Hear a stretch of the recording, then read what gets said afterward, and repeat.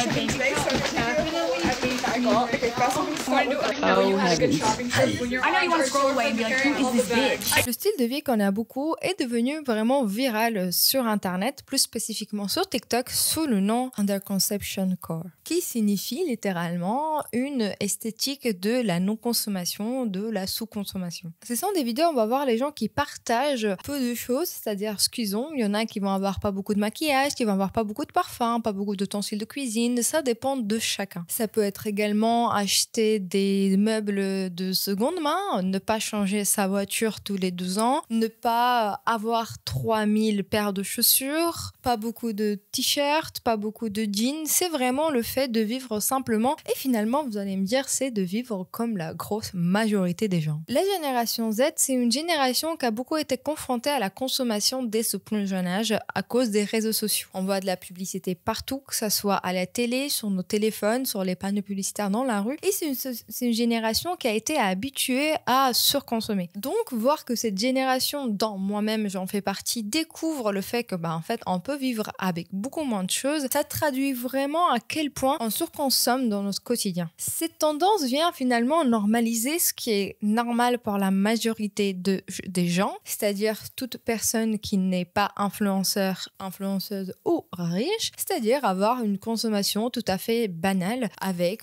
quelques baskets, avec quelques t-shirts, quelques jeans, sans besoin d'avoir des pièces entières dédiées à nos vêtements ou des pièces entières dédiées à nos sacs ou à notre maquillage. Je fais pas du tout cette vidéo pour me plaindre vraiment de cette tendance que je trouve vraiment une des meilleures choses qui s'est passée sur TikTok. Parce qu'il y a beaucoup de choses qui se passent sur ce réseau social, et je trouve vraiment que aux gens qu'en fait même vos influenceurs préférés ils ne consomment pas beaucoup. Je trouve vraiment que c'est une tendance que j'espère durera vraiment dans le temps. Et c'est bien aussi de voir comment des gens normaux s'emparent en fait aussi des réseaux sociaux pour dire aux influenceurs à bout d'un moment il va falloir arrêter de nous bombarder avec des choses à acheter et juste en montrer aux gens que dans la vie normale, dans une vie quotidienne, on n'a pas besoin d'autant de choses. J'ai vu aussi sur beaucoup de forums où des gens disaient que cette tendance les a aidés beaucoup à arrêter de consommer. J'ai fait un aparté là-dessus parce que j'ai reçu beaucoup de commentaires dans ma dernière vidéo sur les restocks de cuisine. Des gens qui me disaient, est-ce qu'il y a vraiment des gens qui ont besoin qu'on leur explique ça pour qu'ils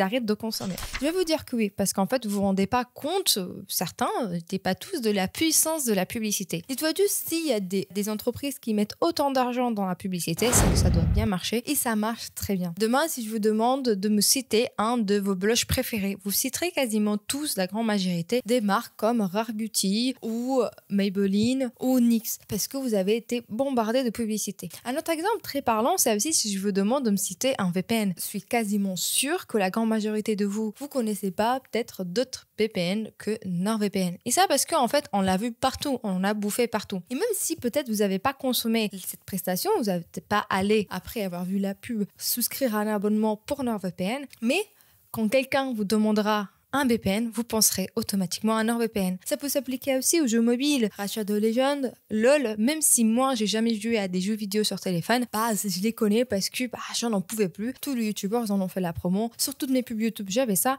Et inconsciemment, j'ai retenu le nom à cause d'une répétition. Donc vraiment, la publicité, il faut pas négliger à quel point elle peut nous affecter et vraiment nous pousser énormément à consommer. Donc c'est pour ça, quand j'ai vu cette tendance sur TikTok, j'étais agréablement surprise, je vais pas vous mentir. Et cette tendance, elle a permis aussi à beaucoup de personnes de prendre donc conscience de tout ce qu'ils ont accumulé pendant des années. Il y a pas mal de filles ou des garçons, peu importe, qui ont fait des vidéos dans lesquelles ils montraient qu'ils se débarrassaient de beaucoup de choses parce que grâce à cette tendance, ils se sont rendus compte qu'en fait, ils avaient vraiment un problème de surconsommation. Et même si je vous dis que dès le départ, ça me paraît une super bonne idée, une super bonne tendance, j'ai peur que finalement ça reste que ce que c'est-à-dire uniquement tendance. Et restez avec moi jusqu'à la fin de la vidéo parce qu'on va un peu aborder en quoi cette tendance finalement, elle a réussi quand même à être prise par les influenceurs et dénaturée de son sens même. Aujourd'hui donc, on va réagir à quelques vidéos que j'ai vues. On va essayer de discuter tous ensemble pour comprendre cette tendance, comprendre comment elle vient se positionner dans cette société de consommation et comment les influenceurs viennent dénaturer dénaturer même la sous-consommation de ce qu'elle est réellement pour nous pousser en fait finalement à consommer plus de ce qu'on en a réellement besoin. Et de ce que je sais, il n'y a pas vraiment un utilisateur spécifique à qui on associe cette nouvelle tendance. En tout cas, si vous en connaissez et si vous savez qui est vraiment commencé avec cette tendance, je vous en prie, mettez-les moi dans les commentaires, je n'hésiterai pas du tout à le taguer. Mais en fait, moi, quand je cherche vraiment underconsumption sur TikTok, la première personne qui m'apparaît, c'est cette fille que je vais vous montrer juste ici et auquel on va réagir en fait à sa vidéo. Et là, c'est assez drôle de voir qu'en fait, elle met vraiment en avant le fait qu'elle utilise la même paire de sneakers depuis 2 ans. Je pense que si elle venait voir la paire de sneakers que j'ai depuis 4-5 ans parce que elle est très bien et que je la rafistole parce que je n'ai pas besoin de notre nouvelle, c'est assez drôle quand même.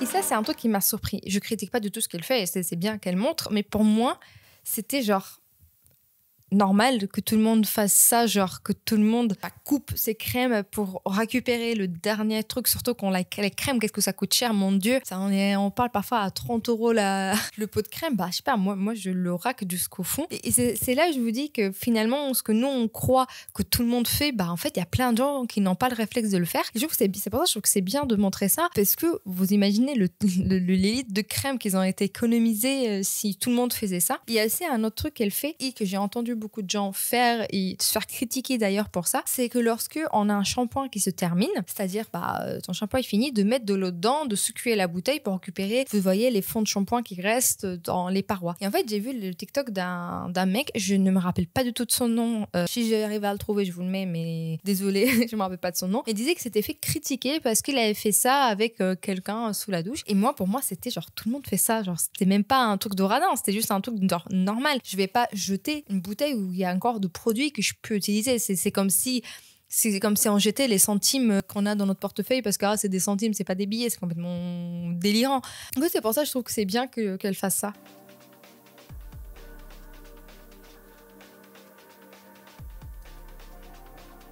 Et vous voyez, là, je trouve que c'est bien ce qu'elle fait, c'est que même si, entre parenthèses, elle met que pour elle, se débarrasser des vêtements, c'est une chose extrêmement dure, pour elle, je trouve que c'est bien qu'elle montre que lorsqu'on essaye de passer de cette surconsommation à une consommation plus modérée, ce n'est pas du tout un processus qui est facile lorsqu'on a été habitué à le faire. C'est vraiment une discipline parce qu'en fait, on vient à essayer de ne pas nous faire influencer, d'aller contre ça. Lorsqu'on n'a pas les moyens, c'est dur parce que on peut psychologiquement avoir envie de quelque chose et se dire j'ai pas les moyens pour l'acheter. Lorsqu'on a les moyens, c'est déjà beaucoup plus facile d'acheter tout n'importe quoi parce que on va avoir tendance à dire j'ai le moyen, je peux me l'offrir. Sauf qu'en fait, c'est juste un piège. C'est pas parce que tu as les moyens que tu dois le dépenser en train de t'acheter 10 paires de Louboutin, ça n'a aucun sens. Ou 10 paires de Louboutin, mais ça peut être tout n'importe quoi, 10 paires de chaussures. En fait, c'est pour ça que je trouve que c'est bien qu'elle montre ça et surtout que finalement ces vêtements-là, peut-être ils dormaient dans son armoire depuis des mois et qu'elle n'aimait pas, ils pourront faire le bonheur de quelqu'un d'autre. Et là, je vais vous montrer une vidéo de personne montre à quel point le fait de voir beaucoup de cette tendance de sous-consommation l'a vraiment fait prendre conscience qu'elle avait un réel problème avec la consommation. Ça me fait... Oh là là. En fait, moi, c'est juste personnel. Et là, je vais tout simplement donner vraiment mon avis personnel et subjectif. C'est que ça me donne de l'anxiété. Autant de produits, autant de choses, psychologiquement, ça me perturbe. C'est-à-dire que moi, je suis quelqu'un je n'achète pas si je termine pas quelque chose. C'est-à-dire que je peux pas acheter par exemple, un produit, une crème, si ma crème que j'ai n'est pas terminée. Parce qu'en fait, ça me stresse d'avoir beaucoup de choses. Ça fait beaucoup de produits, beaucoup d'emballages, beaucoup de trucs. Et ça m'énerve. Donc, vraiment, pour moi, ça, ce qu'elle montre, c'est vraiment... je rentre dans la pièce, j'ai un coup d'anxiété là d'un coup qui me vient. Mais vraiment, c'est bien qu'elle se rende compte que tous ces produits-là, ils vont finir par périmer avant même qu'elle ait le temps de les essayer parce que bien évidemment, tous les produits, ils ont une date de péremption. Et en plus, j'avais même pas remarqué qu'il y avait des livres derrière tellement il y a des produits, des bougies. En plus, les bougies, je veux dire, pourquoi autant de bougies dans l'armoire et tout, c'est waouh. Mais je me demande si elle n'a pas un magasin où elle est. Je pense que sûrement elle est influenceuse peut-être. Et là, on va un peu revenir sur le même principe que les surconsommations en cuisine. On va voir ensemble ce que ça donne.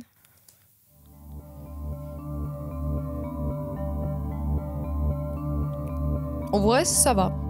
Ça va. C'est-à-dire que c'est juste un frigo comme n'importe quelle famille normale pourrait avoir. Elle a plutôt un frigo plein, le mien il est vide. Mais bon, après ça, c'est parce que j'ai pas fait les courses. Oh my god! Oh my god!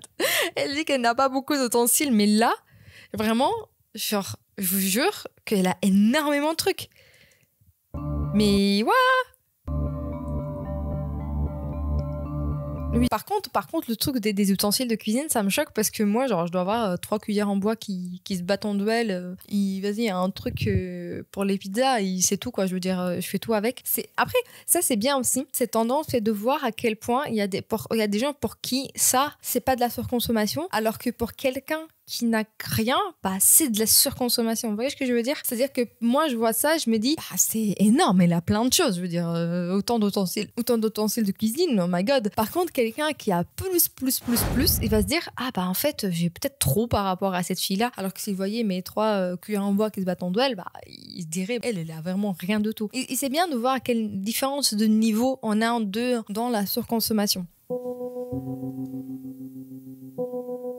C'est ce que je vous disais. En fait, ça dépend de comment tu perçois la sous-consommation. Parce que pour moi, un iPhone 12, c'est pas de la sous-consommation, ok? C'est-à-dire que, en fait, c'est fou parce que cette fille-là, elle est en train de se dire que, bah, parce qu'elle n'a pas acheté l'iPhone 15, qu'elle ne consomme pas. Alors qu'en fait, je veux dire, c'est normal de garder un téléphone tant qu'il est en bon état pendant des années.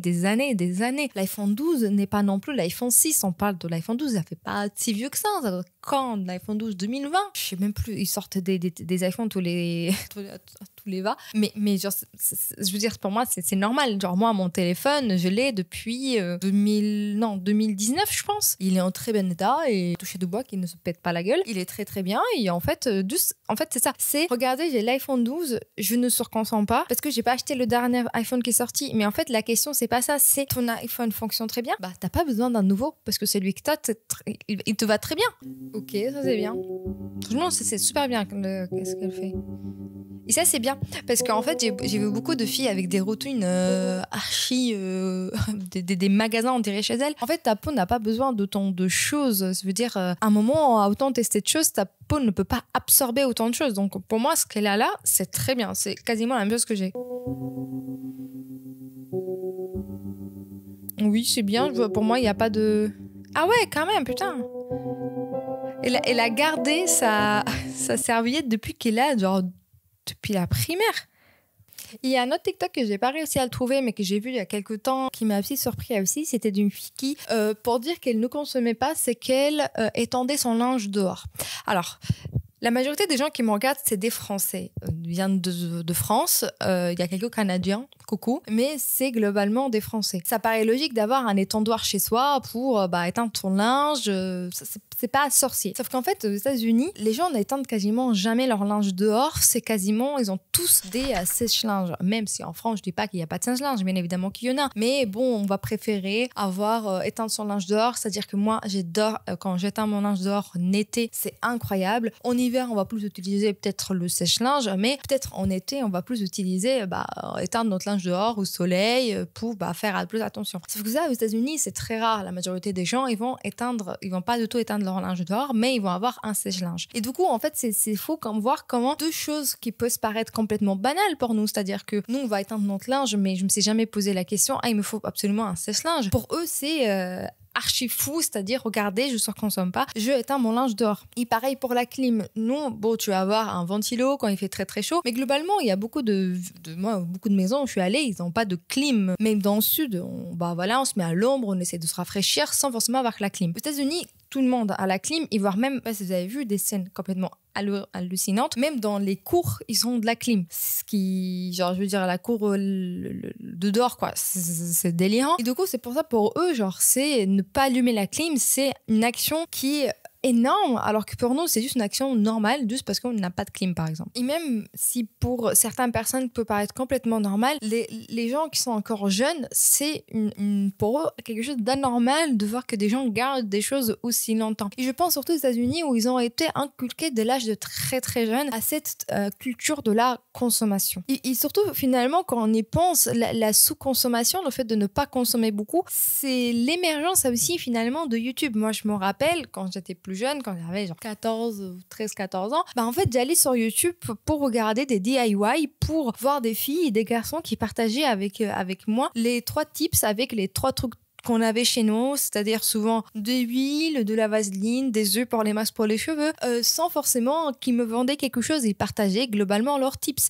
Et c'est ça comme ça que YouTube a commencé à vraiment grandir. Et une fois que YouTube a commencé, bien évidemment, à prendre un peu de l'ampleur, ces filles-là et ces garçons ont commencé à recevoir de la part de leur marque préférée, des cadeaux. Ce que je ne dis pas que c'est pas bien, c'est-à-dire que moi, si j'étais youtubeuse à l'époque, youtubeuse beauté, si je recevais, je sais pas, faut que t'avais quoi, t'avais les pinceaux Zoeva, les rouges à lèvres MAC, j'aurais été en fire à l'idée de recevoir ça gratos. C'est-à-dire que je me rappelle, c'était 20 € quand même le rouge à lèvres MAC. Et en fait, c'est normal qu'elle, contente, elle partage ça avec nous. C'est comme ça qu'a commencé l'engrenage. C'est-à-dire qu'on est passé de vidéos où en fait on se partageait des tips, des choses à faire, avec ce qu'on avait, les 3-4 bricoles, à regardez, j'ai reçu ce nouveau rouge à lèvres de MAC, il est trop bien, allez l'acheter. Là, il y a déjà un déclic, il y a déjà un changement. On est passé d'un partage de choses qu'on a à la maison sans besoin d'aller dépenser de l'argent à, franchement, aller acheter ça parce que je l'ai trouvé très bien. Et ça, c'est parti complètement en cacahuète lorsque les marques, toutes les marques se rendent compte en fait de pouvoir de ces youtubeurs qu'ils avaient sur nous, pouvoir que nous on avait, parce qu'on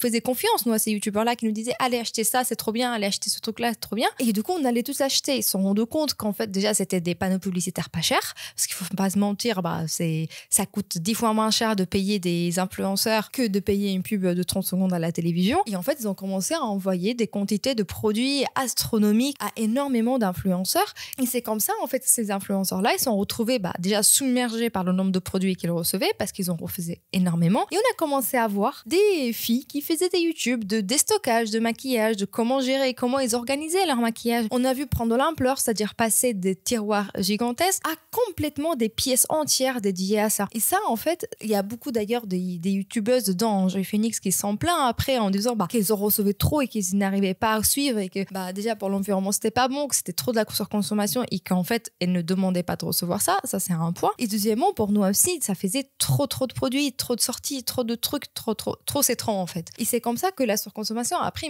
une ampleur gigantesque, sauf qu'en fait ça ne s'est jamais arrêté. Même aujourd'hui, quand on rentre sur les réseaux sociaux, vous voyez les petites vidéos qu'on voit là où on dirait quelqu'un qui essaie un nouveau produit, c'est de la publicité. Et ça, en fait, on mange de la publicité tout le temps. Dès que tu ouvres TikTok, moi ça me sidère. Dès que j'ouvre Insta ou que j'ouvre TikTok, je vois plus de la publicité et des gens en train de vendre des trucs ou de réel contenu. Et surtout que nous, quand on regarde ça, quand on regarde tous ces youtubeurs avec des trucs entiers, je parle là pour le maquillage, mais ça s'applicable aussi aux gars qui font de gaming, aux filles qui font de gaming, ça s'applique à toute chose en fait que tu peux imaginer. On a besoin de la consommation. Et pour nous, c'est un rêve, c'est-à-dire qui n'a pas rêvé. Moi, même à 17 ans, quand je voyais les tonnes de rouge à lèvres que ces filles-là elles avaient, mais moi j'étais en rêve, j'étais waouh. Ou par exemple, quand je voyais les quantités de sacs qu'elles avaient, les quantités de chaussures qu'elles avaient, j'étais là waouh, moi aussi j'ai envie d'avoir une armoire entière avec des chaussures. Et après je me disais mais en fait qu'est-ce que je vais faire avec 500 chaussures? J'ai 365 jours dans l'année et j'ai un pied, deux pieds pour 2 jambes pour les mettre.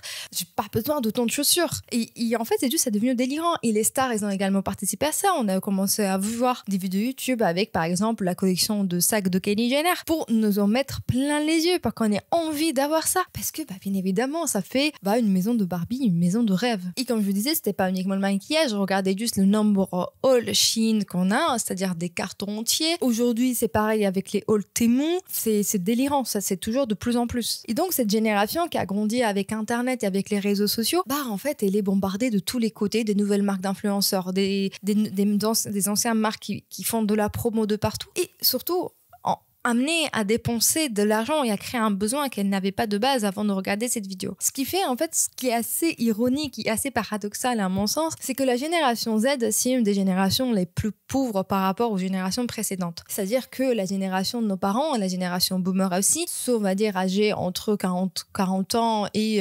70 ans à peu près, eux ils ont profité d'un système qui était beaucoup plus avantageux que nous en fait. Ils ont eu un accès au monde du travail beaucoup plus facile, beaucoup plus favorable, un niveau de vie qui était beaucoup moins cher, l'immobilier était beaucoup moins cher. Moi, quand je regarde parfois des vidéos des personnes âgées de 70 ans qui nous racontent comment elles ont acheté leur maison, mais je fais comme ça avec ma tête, je fais quoi? Et surtout qu'à l'époque, avec une seule personne qui travaillait, on pouvait soutenir un foyer. Aujourd'hui, ce n'est plus du tout possible. Aujourd'hui, même lorsque les deux personnes travaillent et que les deux ils ont un salaire plutôt convenable, c'est extrêmement dur déjà d'obtenir des prêts avec des taux avantageux. Deuxièmement, juste ça c'est une maison, c'est horrible. Ça c'est une voiture avec les crédits, c'est pas possible. Et en fait, on est d'une génération qui en est les plus pauvres en fait par rapport aux générations qui nous ont précédés, aussi avec également un taux de chômage qui est beaucoup trop élevé, des dettes, les étudiants qui sont obligés de faire des dettes astronomiques pour pouvoir se payer leurs études. Et aujourd'hui, une personne seule, elle a besoin souvent de l'aide de ses parents pour essayer de s'en sortir. C'est une généralité, bien évidemment, que ça s'applique pas à tout le monde parce qu'il y en a qui ont très bien leur réussite de leur vie, même s'ils sont de la génération Z. Mais dans une vision globale, c'est ça en fait, c'est qu'on est une génération qui a plus de mal que les générations qui nous ont précédés. Et je pense que le but de la tendance de la sous-consommation, c'est pas forcément de vivre avec rien et de dire vas-y on lâche tout, on devient pauvre. Non, c'est pas ça. C'est juste de se rendre compte qu'en fait avec moins de choses, on peut très bien vivre et qu'en fait on n'a pas besoin de tout ce qu'on nous montre. Et c'est pas nouveau, je veux dire, comment elle s'appelle, la japonaise Marie Kondo, à l'époque, elle est déjà connue pour le minimalisme, elle a fait beaucoup d'émissions sur Netflix d'ailleurs, où elle montrait aux gens qu'en fait t'avais besoin de beaucoup moins de choses que ça pour vivre. Et moi je me rappelle, il y avait une émission sur MTV où en fait c'était des personnes qui allaient chez des gens qui accumulaient énormément de choses et on les obligeait à vendre, à se débarrasser des biens parce que tu n'as pas besoin de ces biens matériels. Et au-delà de Netflix, cette sous-consommation, elle s'est également traduite sur YouTube. Parce que bien évidemment, il y avait des gens qui consommaient, qui poussaient la consommation. Et il y avait également des gens qui ne consommaient pas et qui essayaient de dire aux gens, écoutez, moi ça je ne l'achèterai pas. Et ça c'est ce qu'on appelle les anti-hauls. C'est-à-dire, on va faire une vidéo YouTube dans laquelle on va te dire, ça je l'achète pas et pourquoi je l'achète pas, je ne te conseille pas de l'acheter. Sauf que bien évidemment, ça a pris des dérives. Parce que après le anti-haul, lorsqu'on te disait que ça il faut pas acheter, ça il faut pas acheter, on te disait également ce que tu dois acheter en fait. Ok, achète pas ça, mais je te conseille d'acheter ça. Et ça c'est pareil.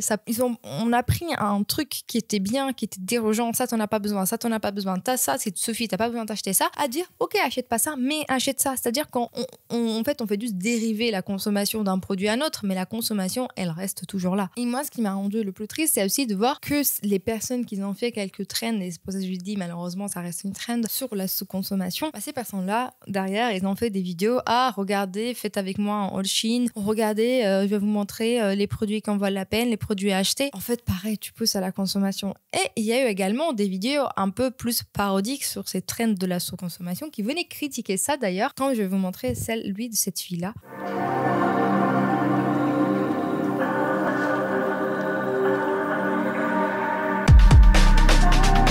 En fait, c'est bien, elle montre en fait tous ces influenceurs qui nous font croire qu'ils ont une paire de chaussures ou qu'ils ont oh my god, j'ai pas la même chose, j'ai un sac que j'utilise tout le temps, et que derrière en fait, on sait très bien qu'ils ont des quantités de vêtements astronomiques.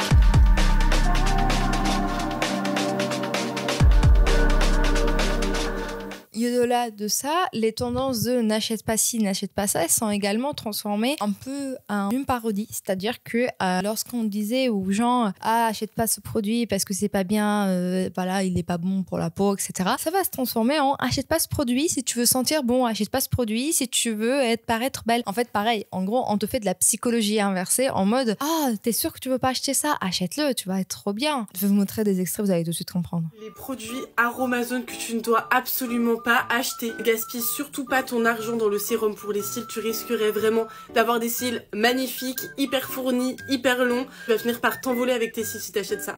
Attention, produit hyper dangereux qui te permettra de ne plus jamais avoir aucune odeur de transpiration. Non mais on est où là? Et en plus c'est bon pour la planète parce que c'est un déodorant solide.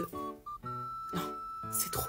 Après, il y a des gens également qui ont pris la tendance de la sous-consommation pour la transformer en tendance de la surconsommation, c'est-à-dire en utilisant les mêmes codes pour montrer leur haul de $5000 chez Sephora, leur haul Shein. En fait, ils ont complètement dénaturé la tendance de son objectif même. C'est pour cette raison-là que malheureusement, je pense que la surconsommation ne se séparera jamais vraiment des réseaux sociaux. On dirait que la surconsommation et les réseaux sociaux, ils font que un doit aller forcément avec l'autre. Car finalement, c'est c'est comme ça également que les créateurs de contenu, ils vivent grâce en fait à cette publicité, que ça soit sur TikTok, vous en boufferez, que ça soit sur Instagram ou également sur YouTube, voire même sur YouTube, vous pouvez la personne, le créateur de contenu, directement intégrer son lien Shopify dans YouTube. Du coup, vous avez vraiment pas trop d'efforts à faire, juste à cliquer sur le produit qui vous intéresse, qui vous apparaît sous la vidéo pour l'acheter, qui génère bien évidemment des gains, que ça soit pour le créateur, mais également pour la plateforme, que ça soit YouTube, Instagram ou TikTok. Je ne blâme bien sûr pas du tout ces créateurs de contenu qui essayent de vous montrer de produits. Je parle de l'idée que finalement, même si on vous montre des choses pour que vous les achetez, du moment où la personne qui vous la montre, il y a une certaine sincérité derrière et que vous lui faites confiance, c'est aussi à nous de faire attention à savoir est-ce que déjà on en a besoin, à se dire là je n'en ai pas besoin, et que peut-être si il se trouve que j'ai besoin de ce produit-là, pourquoi pas faire confiance à la personne qui me l'a payé, je vais essayer de l'acheter pour le tester. Mais bien évidemment parce que j'ai un besoin derrière et pas parce que en regardant cette vidéo que ce besoin s'est créé. Et comme je dis, en fait, les réseaux sociaux ne vont pas changer, c'est de la responsabilité de chacun de vraiment faire attention à ça, de vraiment faire attention à ce qu'on consomme et à savoir s'arrêter. Et surtout, lorsqu'on a un problème avec la consommation et qu'on a absolument besoin, on peut obtenir de l'aide pour gérer ça. Et surtout qu'en fait, on va être noyé dans les tendances. Aujourd'hui, c'est une tendance under-consumption core. Demain, ça sera tout ce que vous pouvez imaginer. Mais vraiment, il faut rester critique avec soi-même. Faire attention, parce que c'est l'argent qu'on gagne avec la sueur de notre front, à ne pas le délapider avec des choses qui ne sont nécessaires et surtout essayer de l'utiliser à bon escient. Un dernier détail, c'est surtout que je trouve que c'est très bien que la vie normale soit mise en avant sur TikTok, même si ça reste une tendance. Ce qui m'énerve surtout lorsque je vois ça, c'est à quel point les gens en fait surfent,